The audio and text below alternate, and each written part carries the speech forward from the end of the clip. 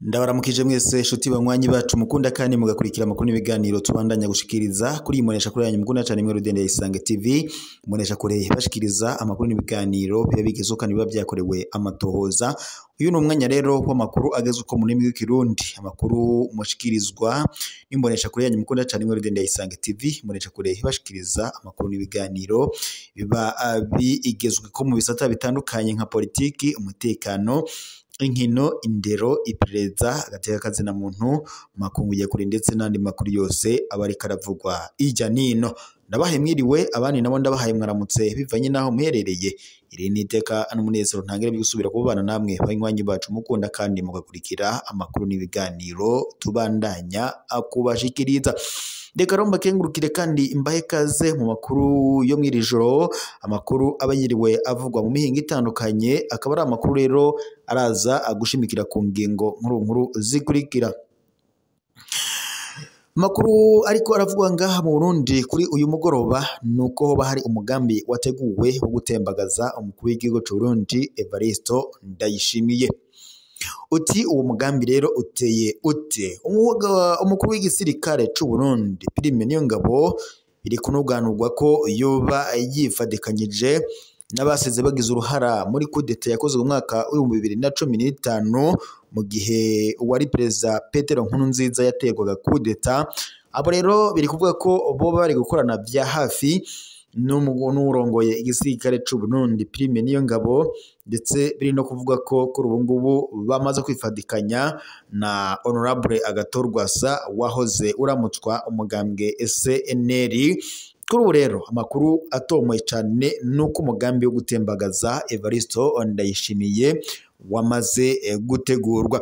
Ni mu gihe kandi Evariste Ndayishimiye yama avuga ko hari bamwe mu bifyoti cyangwa se hari bamwe mu bo bafatikanyije mu kurongora Uburundi bafise umugambi wo kumutembagaza.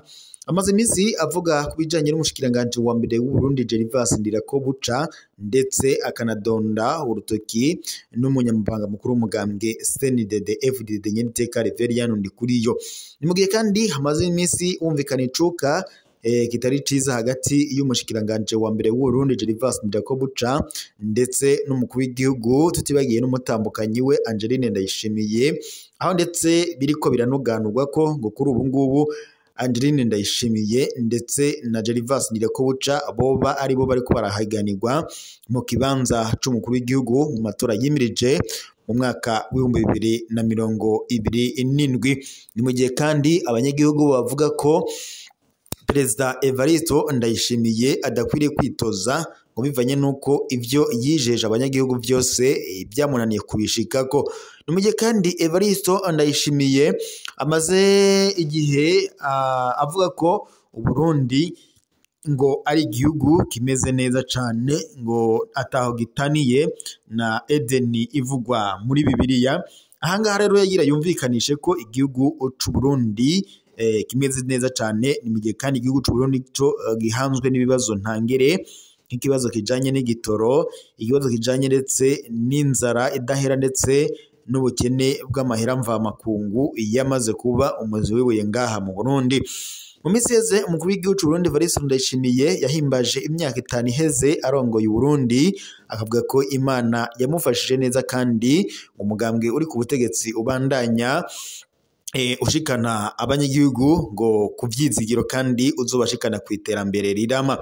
Ni mu gihe rero abatavuga rumwe n'ubutegetsi bavuga ko nabo barambiwe intwaro ya Evariste Ndayishimiye, bakavuga ko rero kuba atariko aratunganiriza abanyagihugu byo yabijeje ngo bikwiye ko yokurwa agaca asubirizwa n'abashoboye gufasha igihugu cy'u Burundi gushika ku mbono kazoza cihaye yo mwaka wa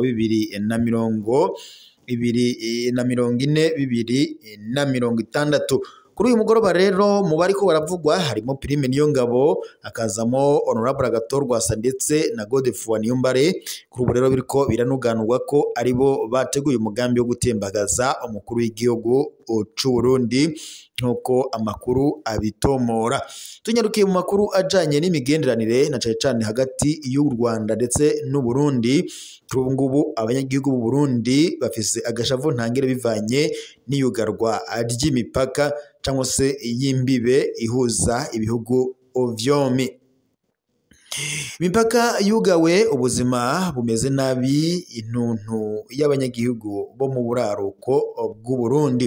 Butanyerera kuwa 9 Mukakaro y'umwaka, iyugarwa ry'urubibe hagati y'u Burundi n'u Rwanda rimaze iminsi myinshi ribandanya rishira uburere bwo mu buraruko bw'u Burundi mu ngorane zijanye n'ubutunzi butagira uko bungana. Ibugabira, Ntega, Busoni mu ntara ya kera ya Kirundo ndetse na Nyamurenzo mu ntara ya kera ya Ngozi, abantu baratabaza. Urudandazwa rwahagaze, inzara, umutekano muke, ubuzima bwa misi yose bwamaze kwanka. Kuva ubucuti hagati ya Kigali ndetse na Gitega buhagaze, ibikorwa ndengambibi byahoze bitunze imiryango myinshi nabyo kuri ubu byarahagaze. Mu makomine yo mu misozi ibyo bikorwa byahoze biteye imbere cyane, ubu byarasubiye inyuma. Twahora tujabukana inkoko tukaja kuzidandariza mu gihugu kibanyi cy'u Rwanda, tukagarukana impuzu zambawe kugira ngo tuzisugurishe mu masoko yaha mu Burundi. Aho twisosumamo haraheze, niko bisigurwa n'umwe mu badandaza b'Inyamurenzo, biboneka ko yageramiwe cyane. Urwo rudandazwa rusanzwe rusanzwe rutemewe, ariko uwo rwari rubeshejeho benshi, rwakorwa ahanini n'abakenyezi. Ihagarikwa rero ryarwo ngo ryatumye uburyo bwinshi bwahora buboneka mu miryango buhera, bikagira ndetse n'ingaruka nyinshi ku miryango. Inyuruzwa ry'abantu riteye amakenga, rikanatera ubwoba abanyagihugu. Umutekano muke wariyongereye muri ndamukiza 2024, abanyagihugu babiri bo muri komine Bugabira barajabutse mu gihugu kibanyi c'u Rwanda bagiye kurondera akazi ka buri munsi. Kuva ico gihe nta makuru yabo. Uko kunyuruzwa uko abantu kudasigurwa gutuma haba ubwoba ndetse no kwikeka igihugu kibanyi. Turafise ubwoba bwo kujabuka ndetse no kurondera akazi, ntawuzi ibyashikiye abo babiri bari bagiye. Agacerere k'indongozi karakomeye, niko umwe mu banyagihugu b'Ibugabira agaragaza amakenga. Umwiheburo wiganziye imiryango. Hampande y'urudandazwa, abarundi benshi barajabuka urubibe buri mwanya bagiye gukora mu mirima yo mu gihugu kibanyi cy'u Rwanda, aho ndetse agahembo kari 3 gusumba ayatangwa mu gihugu cy'u Burundi. Agaciro k'amafaranga y'u Rwanda mbere ubu ni 3 ay'u Burundi, icatuma abo bakozi bajayo muri ico gihugu kuronderayo ubuzima. Iyugarwa ry'imbibe ryatumye rero abo bakozi babura amafaranga yahora abatunga. Mu miryango imwe n'imwe ingaruka ni nyinshi, ntaco bafise. Rimwe na rimwe abana babo bafungura rimwe ku munsi. Nta wukimenya uko abahora babo babana nyine babayeho buri munsi. Niko umwe mu bavyeyi w'abana 6 w'Ibusoni ashinga intahe. Kubera ubukene bwinshi, abana benshi barataye amashuri. Ishirahamwe ry'Ababirigi riragerageza kugabanya ibyo kononekara mu gushigikira igikorwa cyo kugaburira abana ku mashure. Ibikenewe ni byinshi gusumba ibitangwa. Akamo ko gusubira kugurura imbibe hagati y'ibihugu vyombi. Kubera iyo ngorane kandi, abanyagihugu bo mu manuko bo mu makomine yo ku mbibe asaba indongozi z'u Burundi kugira ico zikoze. Nta politiki dukora, nta kindi dushaka atari gukora kugira ngo tubeho, nibasubire batwugururire imbibe. Niko umudandaza wo muri iyi komine ya Ntega asaba. Abanyagihugu bo muri ako karere kandi bizeye ko hazoba vuba kunga ubucuti hagati ya Gitega ndetse na Kigali murindira ubuzima ngo bubi nibwo bwibonekeza muri buri munsi.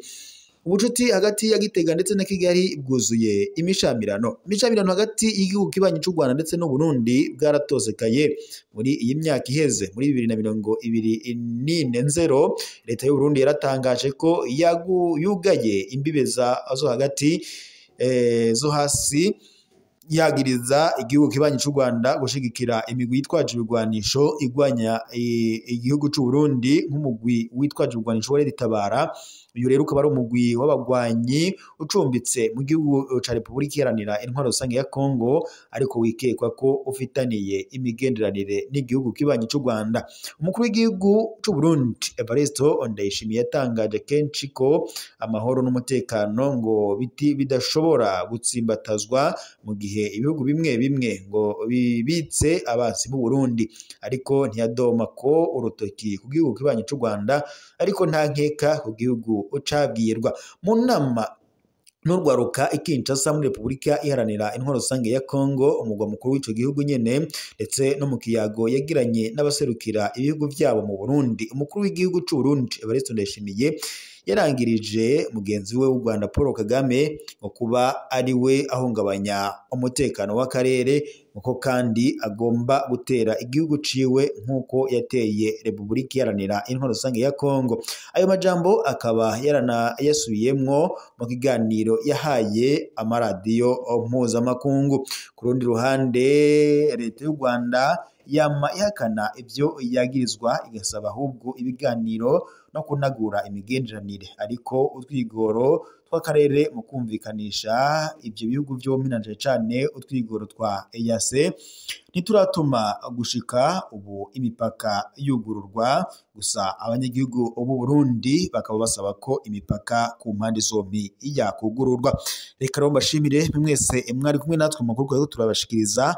Amakuru yacu tuyasozereye ngaha n'agasaga, mukomeze kugira umuhingamo mwiza, ndetse Imana ikomeze kubarinda. Amakuru yacu yo tubaye tuyasozereye ngaha, amakuru yacu kandi n'agasaga.